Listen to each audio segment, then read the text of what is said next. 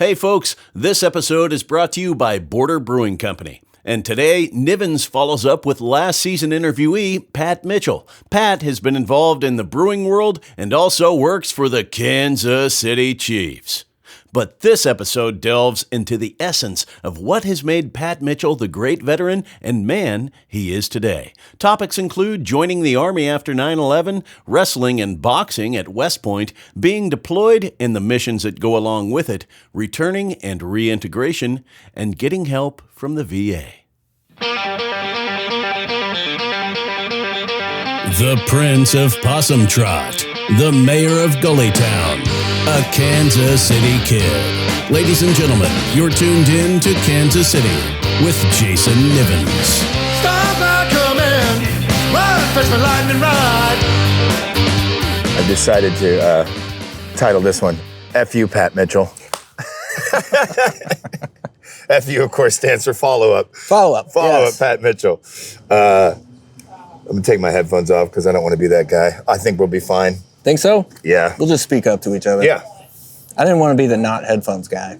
That would have kind of sucked. Yeah, that's kind of weird when like one guy's got a headphones and the other guy doesn't. You're like, everybody should have the headphones, you know? Yeah, JV, man. Yeah.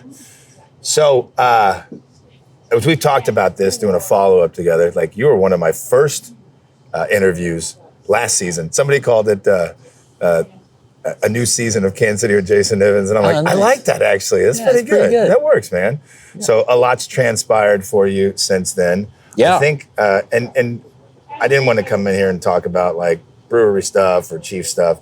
I wanted to talk about just like how you're doing, because obviously we all love you and care about you, and you seem like you're doing a hell of a lot better now. Yeah. Yeah. Yeah. I mean, it got a little weird there for a minute. Dark, I think. If you knew me, I kind of disappeared for a minute. So let's go back to I mean, really, like, you went to the Army after high school. Yeah. Is that right? That's right. So how did that all come about? Because that's where it's led us today, or led you today, to being involved with the VA and getting the help you need. But how did Army life over just a regular college life come about for you? Because you were wrestling in what, New Orleans? Yeah. Kind of started with, I had a brother who kind of introduced my family to the Army. Okay. He went into the Army, and that was my first kind of introduction. My closest kind of experience with it was my brother going into the Army, and it kind of turned his life around from a path of kind of destruction. Okay. But, you know, the Army kind of Straighten gave him some structure. Yeah. You know, so it was like a good deal for him.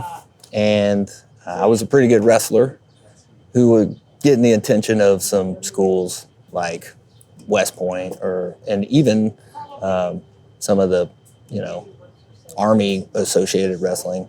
Anyway, long story short, I was kind of looking that way to go to school. Okay. Right? Yeah. And I saw it as an opportunity to, like, you know, chase down a dream of wrestling in college. Yeah.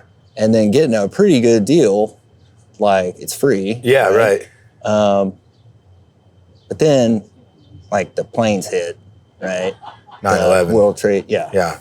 And it was kind of like, we kind of have to do this at this point. We're kind of committed. Went to you know, I was fairly conservative upbringing down there in New Orleans. Mm-hmm. You know, there's a lot of, you know, that in the private school system that I was kind of brought in. They were kind of right wing. So they kind of had the, you know, red-blooded patriot kind of, you're a patriot upbringing. Your brother was in the Army, like, you've got an opportunity to do this thing at West Point. Like, sorry, they just kicked off a war. Right. Which kind of sucks. Right? Yeah. But you're kind of pot committed at this point, right? Right. Not that, like, I was forced to go or anything like that. It just, you know, when people think about why you join, it kind of has a lot to do with, like, your situation at the time and, like, the opportunities it might be able to afford you. Some people like are going for that adventure side of it. Yeah. I kind of just wanted to wrestle in college. Right. So then it's strange. Once I got there, Did you wrestle at West Point? not very long. Oh, really? Yeah. I got there, met the coach. I feel like he kind of didn't know who I was. Right. Whatever. Right. And I was kind of just like barely like a tag along on the team. Yeah. Last minute recruit that made it through the admissions process. Okay. So That's how you felt. yeah, that's how Yeah. I kind of felt. And these guys were way better than me at wrestling. Dude, you want to talk about good versus like you think you're good in high school and then you meet like everybody else who was good in high school? I sucked, dude. I was terrible. And like I remember the first day in there, I just get my ass kicked from one side of the mat to the fucking other. Yeah. By like, I'm gonna name drop some names like Bill Simpson. Okay. All-American Army wrestler. Right. His little brother Pat Simpson. I had no business being in that freaking wrestling room.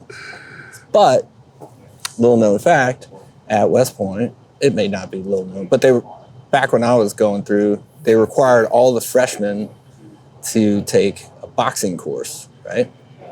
And you know, because some of these kids that get into this prestigious kind of school, like never been in a fight in their life, right? So they want to get that like out of the way, right? And but I was excited because I had experienced boxing, like growing up in New Orleans, like Street fights too?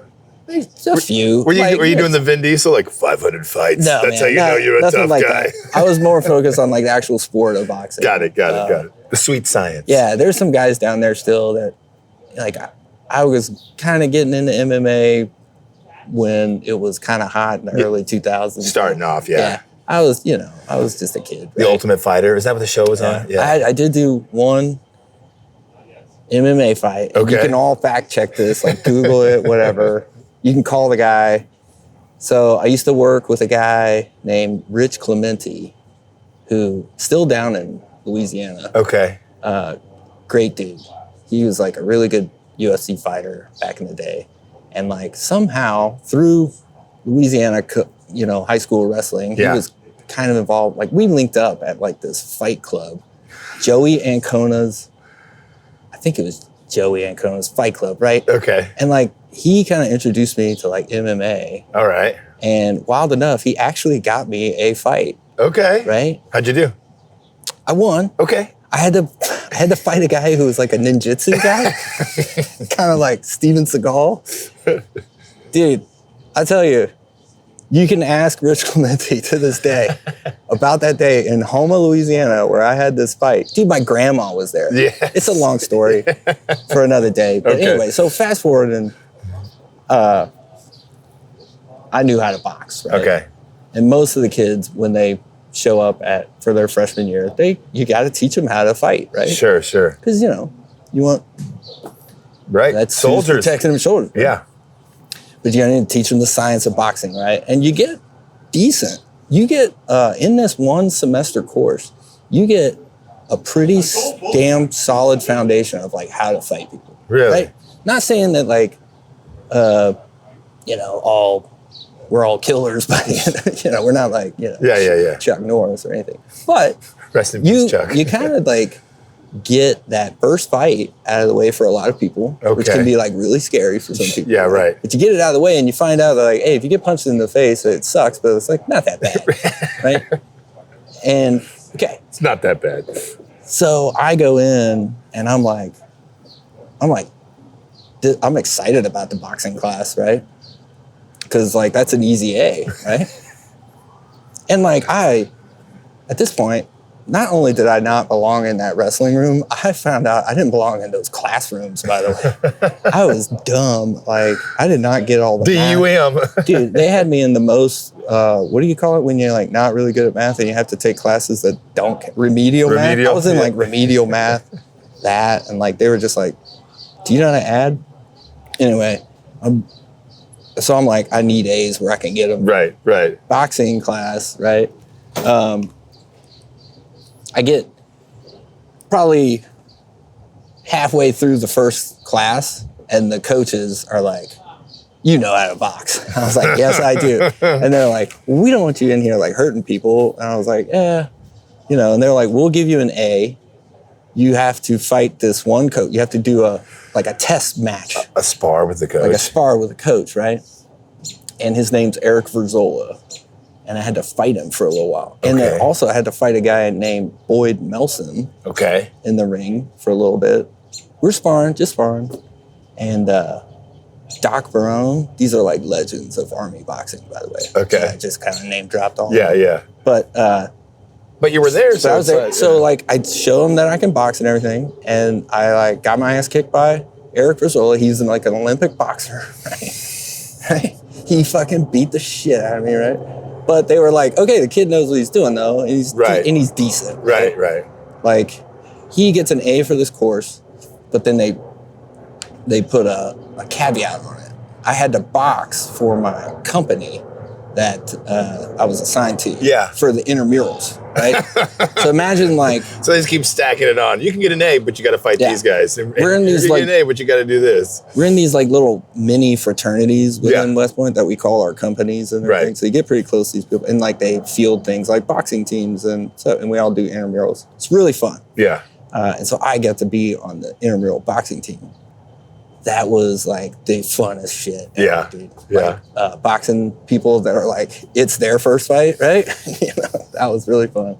Yeah, we won a bunch of championships with that. So I was having a lot of fun boxing. Okay. I was not having a lot of fun wrestling. Got it. And that's when I was just like, you know what? I could use one less thing.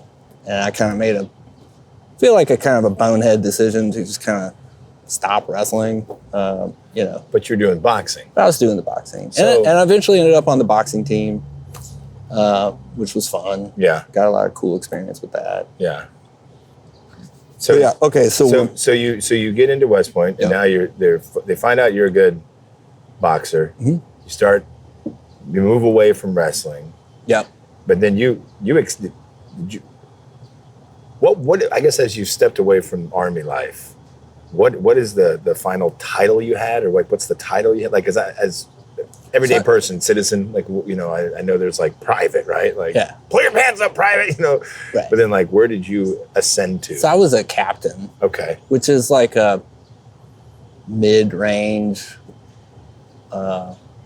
If you think about it and try to apply it to civilian terms, it's hard because captain means a lot of things in the Army. I mean, captain on the Royals is Salvi. You could be a captain in the Army and be a commander of, you know, up to 200, 300 people or something like that. But you could also be a like very junior captain who's on somebody's staff or something like that. So it's kind of like a, you know, you made it like half, you know, quarter to halfway through a career if you get out as a captain. Okay. So I was kind of somewhere between a junior military officer and a kind of a older guy. Got it. So I got out after I did my command of a troop. Okay. And, you know, me and my ex-wife were starting to have kids and stuff. Yeah. So. And that's what made you decide to step away from it? I mean, dude, you got to think back to going back to, you know, you make decisions based on where you are in that situation. Right. Like in 2000 and we got to go way back to like 2013, 12. Like we didn't know this war was going to end, man. Yeah, yeah. Like, and I had just been deploying kind of one year after the other. How many deployments did you see? So I did 3. You did 3. How long are each deployments? Are they the same duration or do they change? It was weird throughout the war. They kind of changed that up a little bit. Yeah. Like in the beginning, you were like kind of there for a year. Okay. Or pretty close to a year. Like a lot of guys went over. And when I reference war that I was part of, we're referencing the global war on terror. Right. So that kind of is a wide range of operations. So like that, Hunter Thompson 14 something, 17 years. I don't know how long we were doing it, but so it's like an endless crusade. You know, there's guys at the beginning, there's guys at the end, there's guys in the middle. Anyway, wide span of people. Yeah. But generally in the beginning, they were like a year. Okay. And then towards the end, you would get shorter ones, like 8 months, 9 months. Got it. You know. Now, if you're in like the special operations and stuff like that, they go back and forth, back like 3 months at a time. Okay. Right? So, you know, there's like a wide range of how long you go. In my experience, the first time I went over in 2009, that was like a year-ish deployment, right? I went from a summer to a summer. Right. And then after that, they got like a little shorter. Okay. I feel like the next one was like 10, 11 months. Still kind of close to a year. Yeah. And my third one was kind of like, it was like 9, 10 months. Got it. Something like that. Do you remember the feeling or like the smells, the sights, the sounds your first time being deployed? Like what that was like to leave America to go to foreign soil? Yeah. Like your feelings at that time? Well, you're very busy. Okay. You know, you kind of... So you don't sit and think too much. you don't sit and think about it too much. Like, oh my God, I'm in another country. You Right. kind of been focused on training and like you kind of been knowing this is coming. But like I do remember once you get through the orientation of the base that you show up on, because you know you fly into a bunch of different bases, and Right. all of a sudden like you end up at your combat outpost or whatever. Like, but you know you're kind of getting situated a lot, and then it's not till like it kind of settles down and you're at where you're at for a little bit that you kind of go, oh man, I'm in a whole different place. Yeah.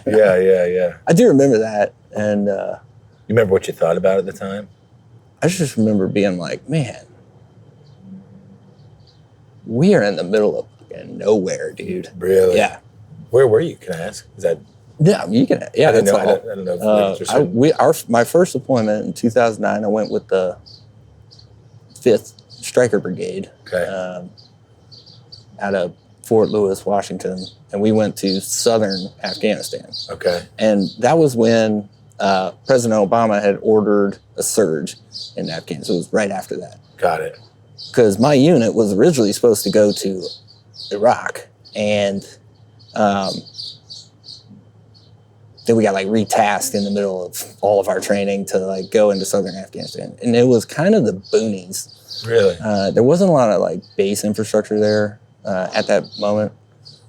There was like one big main base called Kandahar Airfield, Sure. where kind of all the operations were running, and it was a lot of NATO stuff. At that base, there wasn't like a huge American presence there. There was a lot of Canadians, Okay. like kind of running the show. And then I don't know, stuff started getting bad down in Kandahar, Right. and then I feel like the president was like, "Well, we got to do something, help our NATO buddies out," Right. and they sent like us, which was we were a Stryker Brigade, which we had fielded these kind of newer version of. Like an armored carrier vehicle, right? Okay. Fielded it through, it was kind of a tested battle vehicle through some of their Iraq Right. campaigns. Right.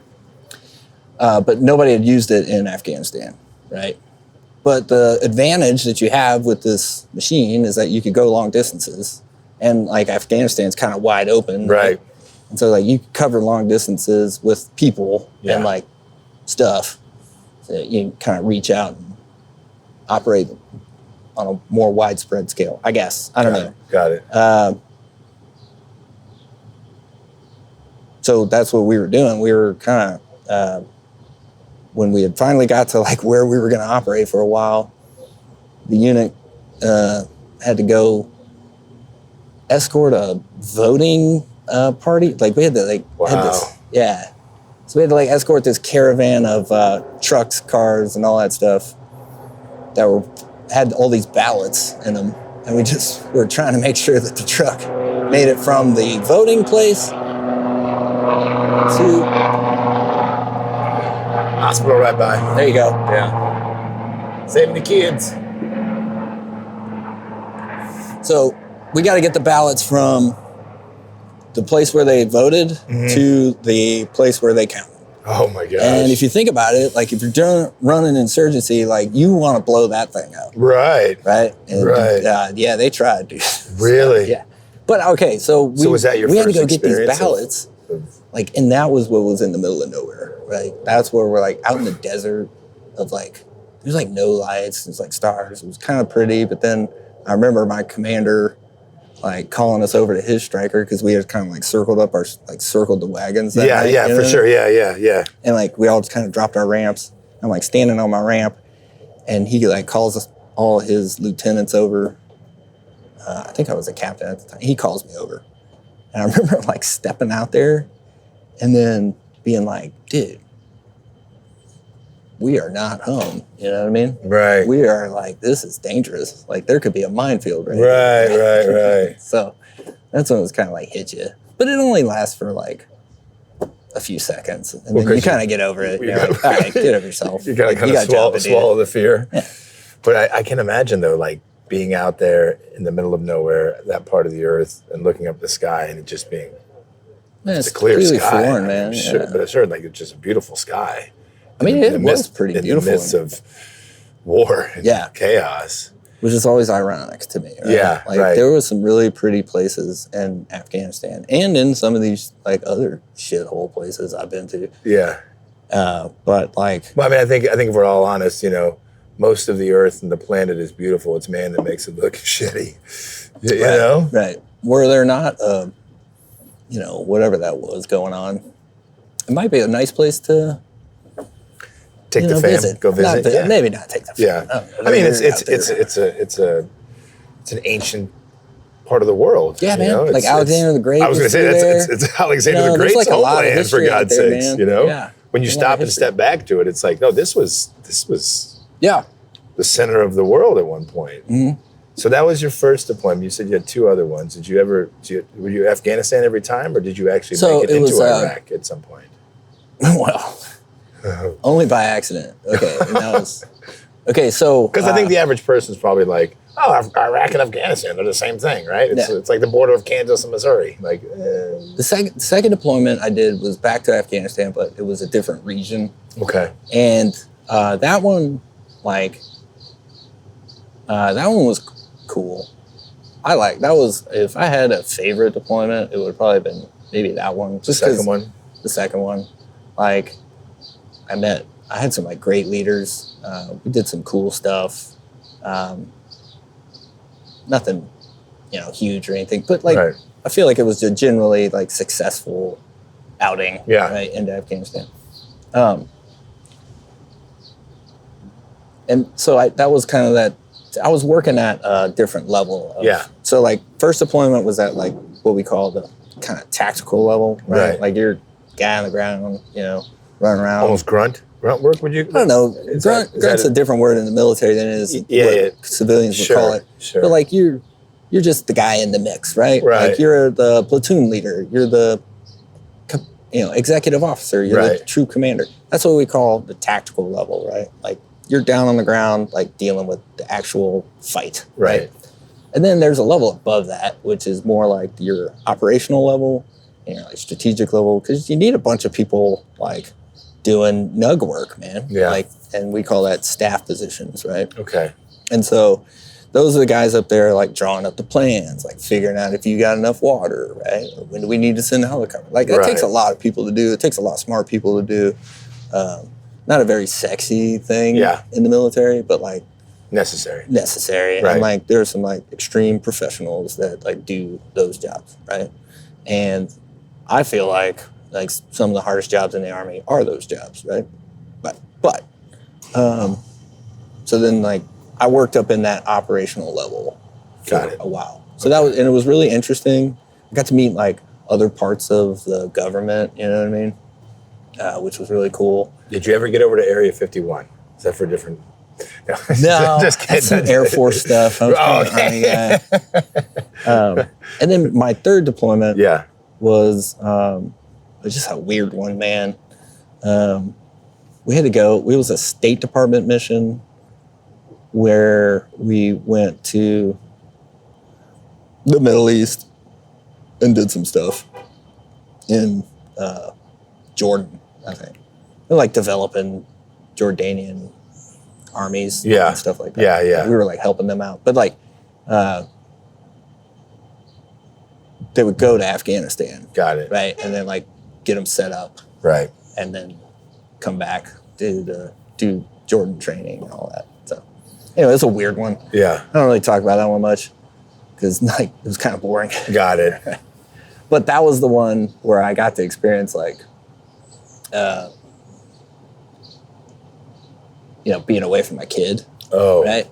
So like that one kind of like hurt you, because that was the only deployment that you had a kid at the time. Yeah. The other two, it's kind of you could kind of cowboy. Kids, right? Had a wife, but she was in the Army too, so she was dodging her own bullets. Right. So you talked about like training, the training you had in the beginning, the training you had obviously when you got deployed, but there is no, and this is what I really wanted to talk with you about, at least for everywhere that you're comfortable talking about it. There's no training for coming back, is there? Is there any like deconstruction training? Like to get back into, as you call it, civilian life? There is an attempt at it. Yeah, there is. Or I remember it. I remember there being attempts at it. They called it reintegration training, right? Okay.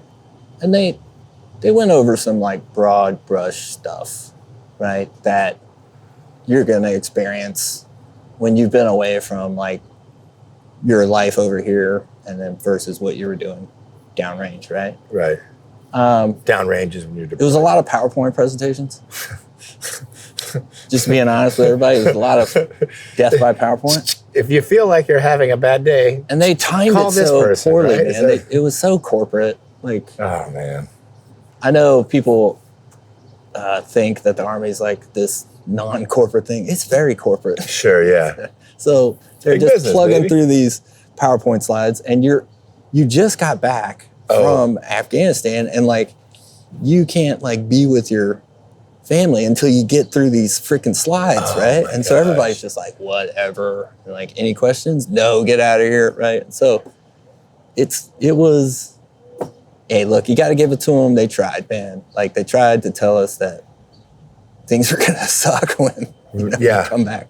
And sometimes it works for people. Sometimes they're like, not everybody that comes back like has like issues, but like I will say this: or battle fatigue, or I will say this: that PTSD. like everybody that's gone over there and come back has had to make some sort of adjustment. Right? Yeah. You know what I mean?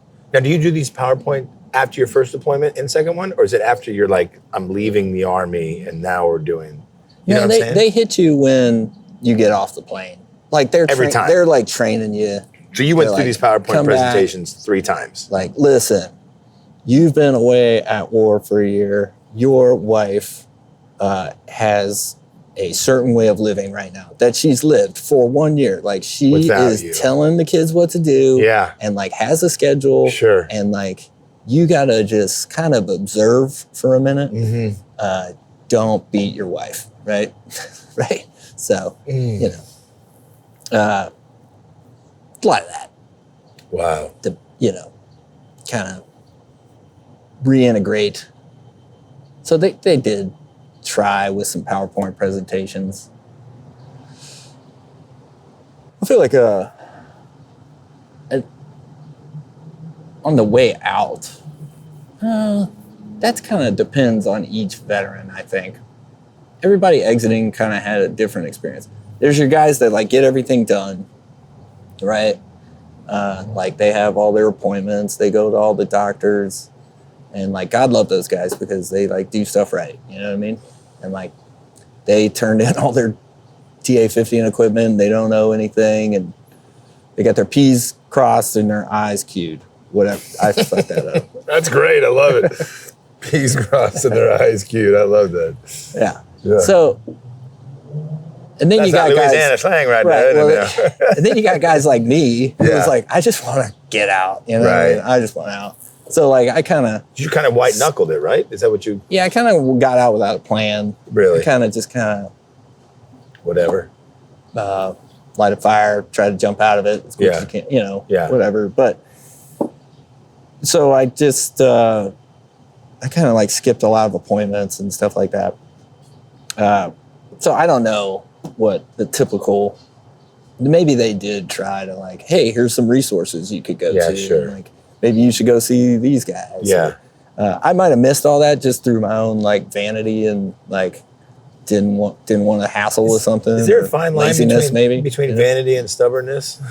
Yeah, well, I am a stubborn guy. And I was just like, I just want to be done with this and go. Right. Screw your appointments and stuff like that. So mistake of mine, which made it harder in the, you know, when, look, everybody hits a wall and like needs some help, right? And when I needed some and like turned to the VA, like I wish I'd have done all that stuff beforehand. Yeah. You know what I mean? To like have my medical records in order. And like stuff Just like that.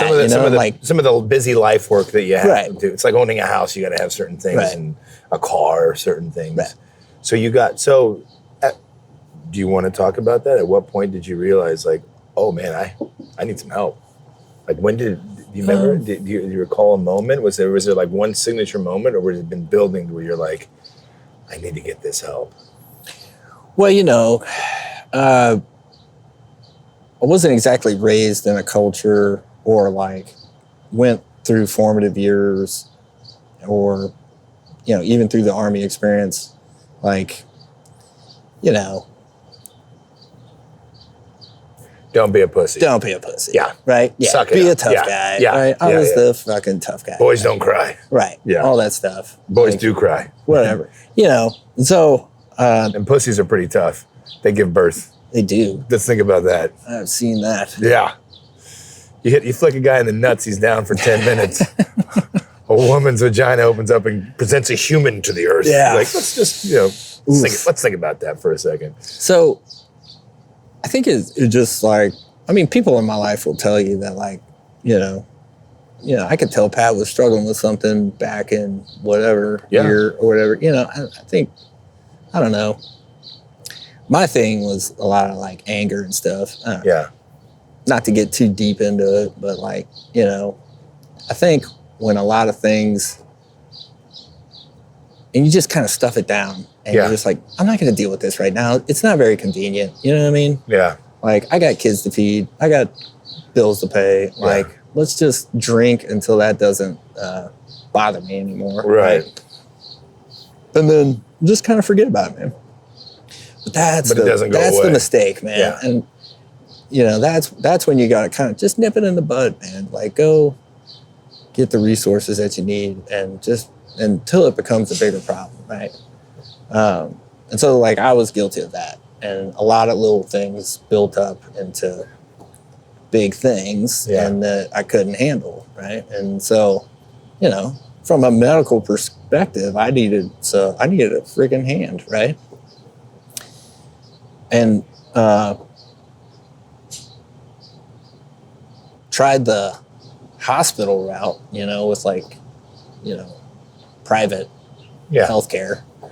And it just got way too expensive. Yeah, so I was kind of like, you know, going through a divorce, went bankrupt out of the 2 breweries. Yeah. I was just like, and then I had this medical expense, and I was just like, man, I need a hand. And so I kind of turned to the VA. Yeah. Right? Yeah. And so, I don't know, I guess it was, and then I got my stuff in order with them, right? Like I got my primary care going through them and just started taking small steps with them.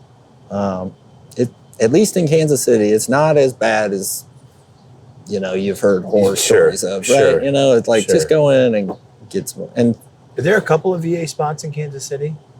Is there? Well, there's the big one, man. Like the big one that's off of. Oh God, I'm gonna draw a blank here. It's right here, downtown. The one on Broadway. Is that just a building on VFW? That might just be a building. Okay. Or a clinic or something like that. But the main one's off, like you go down 70. Yeah, yeah. And it's off of, I'm just blanking on the road. Okay, but it's the big one. We'll hit it in the edit, but.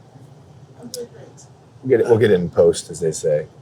And you're in, like, how does that work? Your regular communication? Do you have a check? Yeah, so you can go there, man. And I only ask you these questions, one, because I'm genuinely curious, but also, two, like, if somebody is coming back from war and is in a place where you were, I feel like your information can be very beneficial to them.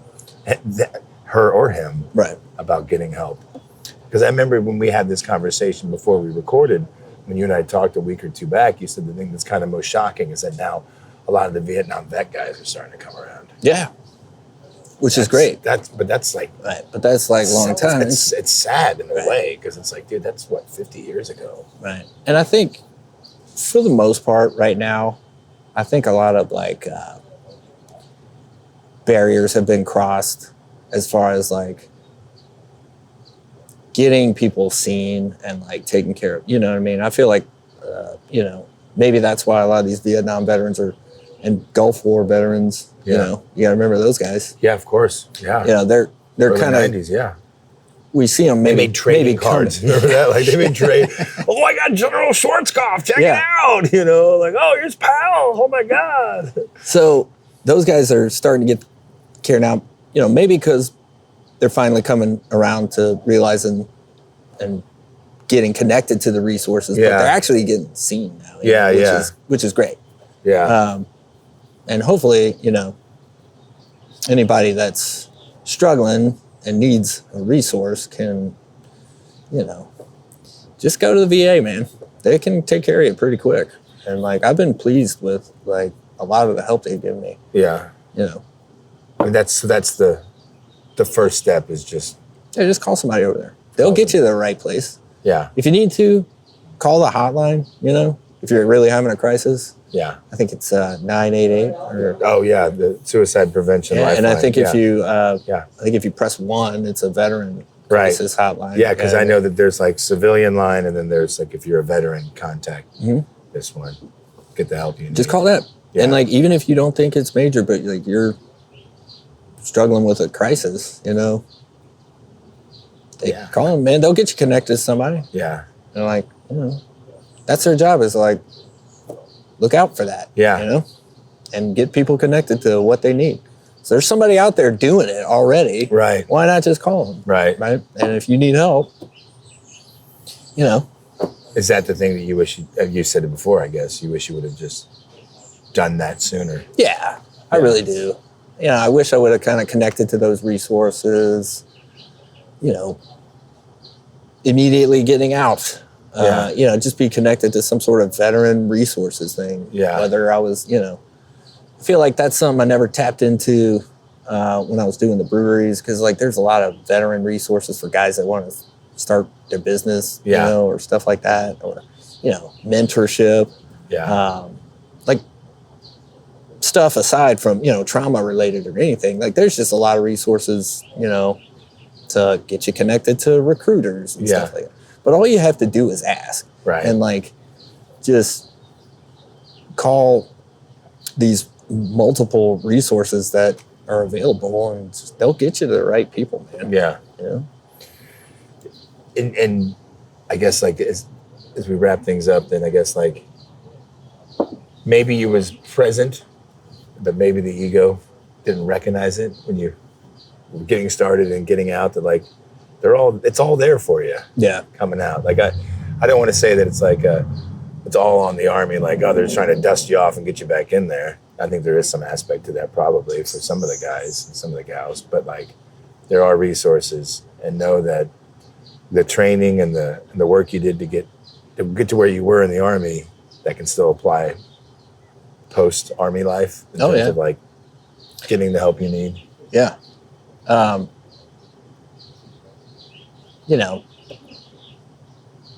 I think about it a lot. Could I have done the whole transition thing better? And like, if I were to help another veteran, I'd want to help them with that, right? Like getting out, because there's like a messy way to do it, and there's a clean way to do it, right? And look, I did it the real messy way, right? Like it sucked for a lot of years, man. And like, it's just now getting better. Good. And I just look back and I like wasted a lot of years on like stuff that I could have taken care of if I'd have just freaking told somebody, man. Yeah. All I had to do was tell somebody, and they would have taken care of it right there. And you think about where you would be right now, right? And then, you know, so I would encourage anybody that's getting out, whether you were part of the global war on terror and you got out 20 years ago, Or if you're just did your 4 years and, you know, you went to Kuwait for a year or something like that. Or maybe you did 5 or 6 years and you like trained really hard and you didn't go anywhere, right? Like, it doesn't matter, right? When you get out, connect yourself with some of those available resources. Talk to somebody and say, hey man, I'm trying to find a job. Can you help me find the right job, right? Yeah. And don't settle for security guard, okay? Right. Like, tell them what you want to do, right? You know, it's too easy, right, to like get the help you need. And like now, hopefully, as what you realize is that like when you look at the Army, you're always proud that it's kind of a better Army than when you were in. Right. You know, they got better at stuff, right? Right. Like, I can't imagine how good the Army is at like certain things now than when I was in. Right. Right. So I feel like they had to have gotten better at it, right? Right. Of connecting guys getting out with resources. But like, you can only lead the horse to the water, right? Can't make them drink. Yeah, for sure. I'm telling anybody that's transitioning out, drink the freaking water, dude. Get the resources you need. I don't care what kind of tour you did, man. Whether you sat on Fort Bliss for 4 years or if you did 12 combat tours, right? Like, there are resources for you. Do not ignore them, right? They can be helpful for you. So I get on a freaking rooftop and shout it out. Maybe I'll get somewhere. You know? Appreciate you, man. Cheers. Thanks again, Pat, for sitting down with me and talking about what all you've been through in terms of serving 3 tours in the Army and what all you are going through right now, getting the mental health help that you need. And as you heard from him, vets, it's there for you to use, man. And I'm not going to pretend I have any idea about what all you've been through. However, there are trained professionals who do know what you've been through, and they can help. The VA in Kansas City is located at 4801 Linwood Boulevard, KCMO.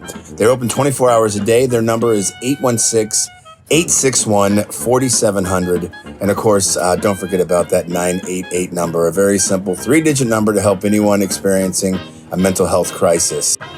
I also happen to notice this on their Facebook page for the VA.gov reach. It's okay to be out of sorts, man. It's okay to not be okay. There are people there to help you. I also want to share that as a licensed realtor to veterans, there are great VA loan programs eligible for veterans, active duty service members, and surviving spouses that allows for 100% financing with no down payment and no monthly PMI. I've known some vets who've utilized this program not only for their own home buying, but also to develop their real estate portfolios. In fact, my real estate teammate, Courtney, is actively working on such a deal. So it's out there for you to use if you feel so inclined to use it. I'm a licensed realtor, and I'd love to help you out. Thanks again, as always, to super producer Parker for making this all put together so seamlessly. Thank you for tuning in. Please like, share, subscribe, all that kind of jazz, you know, the whole 10 yards. And who should we chat with next? That's always the question we wrap this up with. Let us know. KCJNmedia at gmail.com. KCJNmedia at gmail.com. Thanks.